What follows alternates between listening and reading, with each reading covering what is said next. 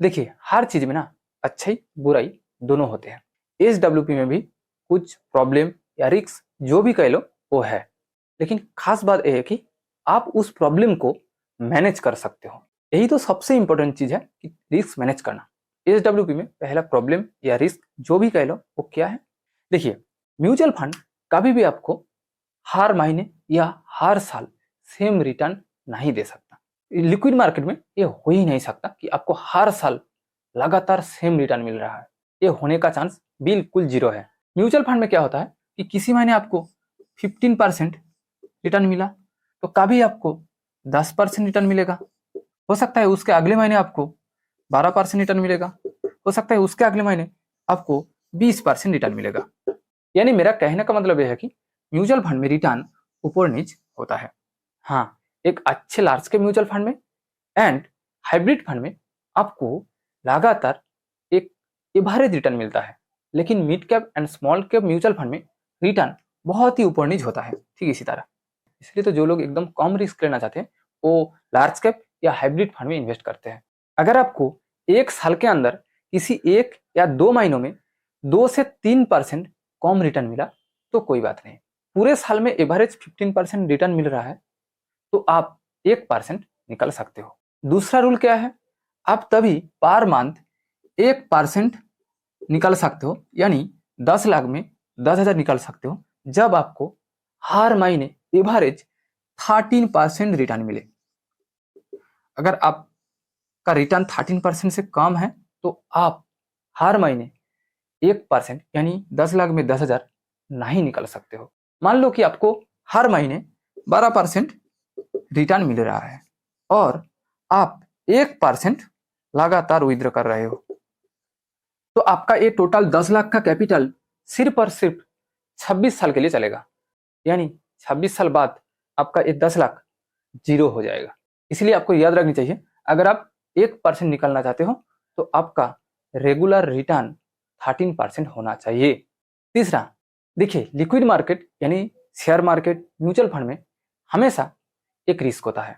Risk क्या है कि मान लो किसी एक कारण मार्केट लगातार 2-3 साल सिर्फ 12% या 10% रिटर्न दे रहा है, यानी उस म्यूचुअल फंड से आपको सिर्फ 12% या 10% रिटर्न मिल रहा है 2-3 साल के लिए।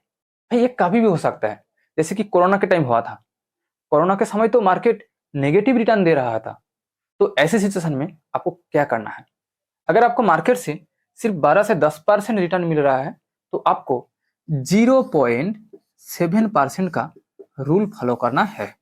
ये क्या होता है, यानी आपका जो टोटल कैपिटल है आप सिर्फ उसका 0.7% निकाल सकते हो। यानी आपका टोटल कैपिटल 10 लाख है तो आप पर मंथ 7,000 रुपया निकल सकते हो। अब आप थोड़ा सा एडवांस कैलकुलेशन को समझिए। अगर मार्केट 10% रिटर्न दे रहा है तो आप 0.7% निकल सकते हो। अगर मार्केट 12% रिटर्न दे रहा है तो आप 0.8% विड्रॉ कर सकते हो। अगर मार्केट 13% रिटर्न दे रहा है तो आप हर महीने 0.9% विड्रॉ कर सकते हो। अगर आपको मार्केट 13% रेगुलर रिटर्न दे रहा है, यानी हर महीने लगातार 13% रिटर्न दे रहा है, तो आप 1% भी निकल सकते हो, कोई प्रॉब्लम नहीं होगा। और जब आपको 13% के ऊपर रिटर्न मिलेगा तब आप आसानी से 1% निकल सकते हो। अगर आप 13% रिटर्न के साथ 0.9% विड्रॉ करना चाहते हो तो 30 साल बाद आपका टोटल अमाउंट 56 लाख होगा। लेकिन अगर आप 13% रिटर्न के साथ 1% विड्रॉ करना चाहते हो तो वही सेम 30 साल बाद आपका टोटल अमाउंट 18 लाख होगा, जो आप स्क्रीन पर देख सकते हो।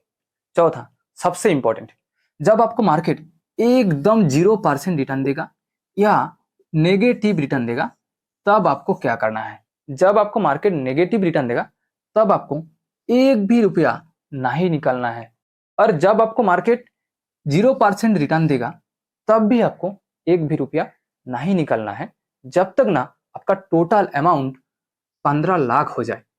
यानी अगर आपका टोटल अमाउंट 15 लाख के ऊपर है मैं यहाँ टोटल अमाउंट की बात कर रहा हूँ, इन्वेस्टेड अमाउंट नहीं।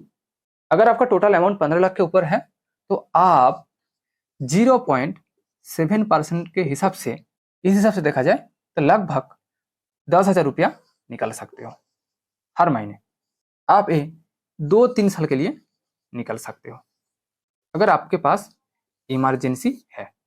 आपने सोच रहे होंगे कि मैंने ये एग्जाम्पल क्यों दिया इमरजेंसी का, क्योंकि हमारी लाइफ में ना जब इमरजेंसी आते हैं तब पैसों की जरूरत सबसे ज्यादा होती है। इमरजेंसी का सबसे बढ़िया एग्जाम्पल कोरोना काल। कोरोना काल में आपने देखा था कि लगभग 1.5 से 2 साल के लिए लोगों के पास कोई इनकम की सोर्स नहीं था। उस वक्त हम क्या करते, उस टाइम हर एक के लिए सबसे जरूरी चीज क्या था, रोज का लाइफ चलाने के लिए कुछ पैसों का इंतजाम करना, चाहे वो बैंक से हो या म्यूचुअल फंड से। इसलिए मैं आपको यहाँ समझाया कि आपको इमरजेंसी में क्या करनी चाहिए। अब आते हैं सबसे इंपॉर्टेंट सवालों पर कि आपको कौन सी म्यूचुअल फंड में SWP के लिए इन्वेस्ट करना चाहिए। देखिए, म्यूचुअल फंड के नाम जानने से पहले आपको पहले ये समझना बहुत ही जरूरी कि आपको कौन सी टाइप की म्यूचुअल फंड में इन्वेस्ट करना चाहिए।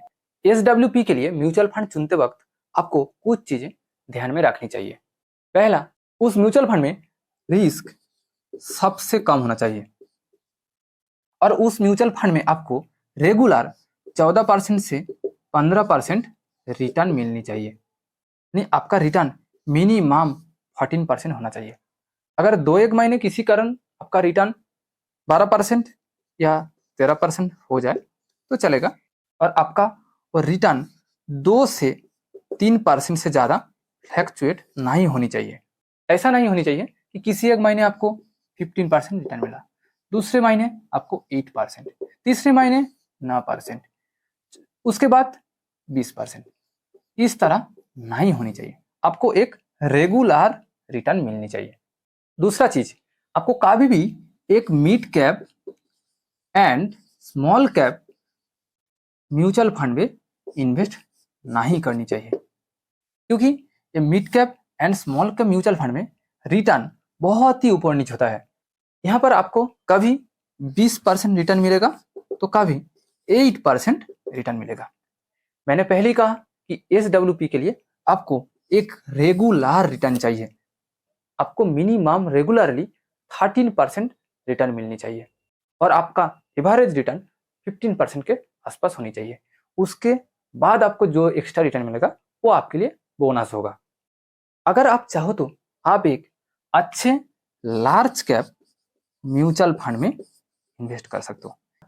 आप किसी एक लार्ज कैप म्यूचुअल फंड में SWP के लिए इन्वेस्ट करने से पहले आप जरूर चेक कीजिए कि क्या उस म्यूचुअल फंड पिछले सालों में लगातार 13% से ऊपर रिटर्न दिया और उस म्यूचुअल फंड की एवरेज रिटर्न क्या 15% है।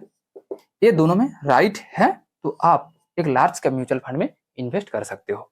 लेकिन SWP के लिए सबसे अच्छे टाइप के म्यूचुअल फंड होता है hybrid mutual fund. Hybrid type के म्यूचुअल फंड SWP के लिए सबसे अच्छा माना जाता है, क्योंकि हाइब्रिड टाइप के म्यूचुअल फंड आपका पैसा अलग अलग सेक्टर में डिवाइड करती है। जैसे कि कंपनी में इन्वेस्ट करता है, गोल्ड में इन्वेस्ट करता है, बॉन्ड में इन्वेस्ट करता है, डेब्ट में इन्वेस्ट करता है। इसलिए हाइब्रिड टाइप के म्यूचुअल फंड में ऑलवेज रिस्क कम होता है और साथ ही साथ आपको एक रेगुलर रिटर्न मिलता है। लेकिन आपको एक बात याद रखनी चाहिए कि हाइब्रिड टाइप के म्यूचुअल फंड में आपको थोड़ा सा कम रिटर्न मिलने की चांसेस होती है, क्योंकि कंपनी मल्टी कैप रिटर्न दे सकता है, डेब्ट में एक फिक्स रिटर्न मिलता है, गोल्ड में 9 से 10% रिटर्न मिलता है, बॉन्ड में 12% के आसपास रिटर्न मिलता है और डेब्ट में भी ठीक इसी तरह का रिटर्न मिलता है। इसीलिए आपको एक एवरेज रिटर्न मिलता है ये हाइब्रिड टाइप के म्यूचुअल फंड से। लेकिन ऐसा नहीं है कि हाइब्रिड फंड में आपको लॉन्ग टाइम में 14% या 15% रिटर्न नहीं मिलेगा। ऐसे बहुत सारे म्यूचुअल फंड है जो लॉन्ग टाइम में 15% या 15% के आसपास रिटर्न दिया।